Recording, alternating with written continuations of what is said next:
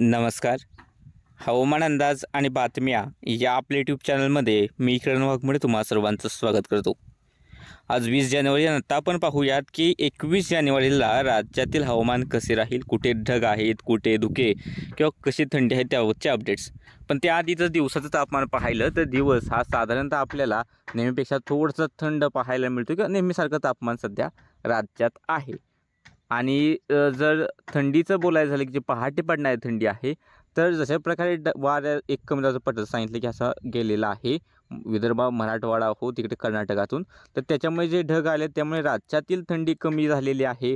थोडंसं उत्तर मध्य महाराष्ट्राकडे थोडीशी थंडी टिकून आहे. आणि जर आपण सरासरीच्या तुलनेत नकाशा पाहिला तर मध्य महाराष्ट्र, उत्तरेकडील किंवा दक्षिणेकडील मराठवाडा आणि पूर्व पश्चिम विदर्भ या ठिकाणी तापमान नेहमीपेक्षा जास्त आहे. बाकी कोकणात नेहमीसारखं तापमान आहे आणि थोडंसं जळगाव नंदुरबारकडे थोडंसं नेहमीसारखं तापमान पाहायला मिळते. आणि जर आपण पाहिलं की सध्या सॅटेलाईट इमेजमध्ये दिसतंय की अशा प्रकारचा काही कमी दाबाचा पट्टा गेलेला आहे. त्याच्यामुळे राज्यात आजही ढग आहेत, वेगवान वारे वाहत आहेत दुपारनंतर. मध्य महाराष्ट्राच्या दक्षिण भागांमध्ये किंवा राज्यातील इतर ठिकाणी सुद्धा वाऱ्याचा वेग हा काहीसा वाढलेला आहे.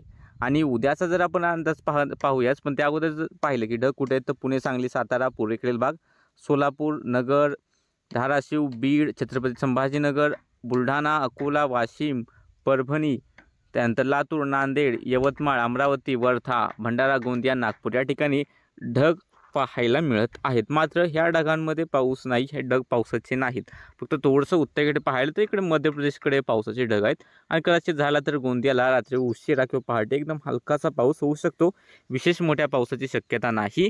आणि उद्याचा जर अंदाज पाहिला तर उद्याही राज्यात पावसाची शक्यता नाही. मात्र कोल्हापूर, सांगलीचा पश्चिमेकडील भाग आणि साताराचे काही भाग आहेत या ठिकाणी धुके पाहायला मिळण्याची शक्यता दाट आहे.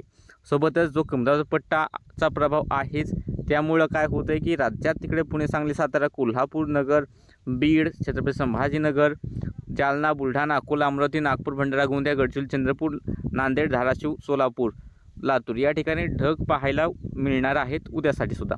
आणि तापमानाचं बोलायचं झालंच तर नंदुरबार, नाशिक, पुणे, सातारा या ठिकाणी तापमान काही ठिकाणी 12 ते 14 अंश सेल्सिअस दरम्यान राहील.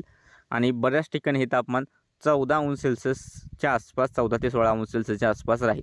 त्यानंतर मराठवाडा विभागात सुद्धा 14 ते 18 अंश सेल्सिअस, काही ठिकाणी 14 आणि बऱ्याच ठिकाणी 16 ते 18 अंश सेल्सिअस.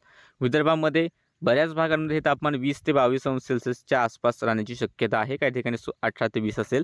कोकणातही जे तापमान आहे ते 16 ते 20 अंश सेल्सिअस दरम्यान, म्हणजे किनारपट्टीला 20च्या आसपास, अंतर्गत भागांमध्ये 16च्या आसपास तापमान राहण्याचा अंदाज आहे.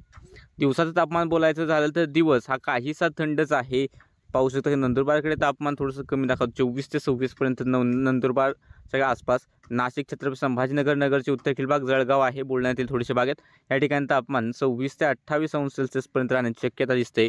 त्यानंतर पुणे, नगर, बीड, जालना याच्या आसपासचे भाग आहेत या ठिकाणी तापमान 28 ते 30 अंश सेल्सिअसपर्यंत. सोलापूर, सांगलीचे काय भाग आहेत या ठिकाणी तापमान साधारणतः 30 ते 32 अंश सेल्सिअसपर्यंत राहण्याची शक्यता आहे. गोवा, सिंधुदुर्गच्या काही ठिकाणी तापमान 32 अंश सेल्सिअस किंवा त्याहून अधिक. मुंबई, ठाणेच्या आसपास तापमान 30 अंश सेल्सिअसच्या आसपास राहण्याची शक्यता आहे. विदर्भातील तापमान साधारणतः 28 ते 30 अंश सेल्सिअसच्या दरम्यान राहण्याची शक्यता दिसते. बाकी सध्याच्या अपडेटमध्ये इतकंच. राज्यात उद्यासुद्धा जास्त काही थंडी नाही आहे. दिवस थोडासा थंड पाहायला मिळतोय. दक्षिणेकडे तापमान थोडंसं वाढलेलं राहील. सध्याच्या अपडेटमध्ये इतकंच. रोज हवामानाचा अंदाज पाहण्यासाठी लाल रंगात सबस्क्राईब बटन दाबा, जेणेकरून अशाच प्रकारचे व्हिडिओ तुम्हाला मिळत राहतील.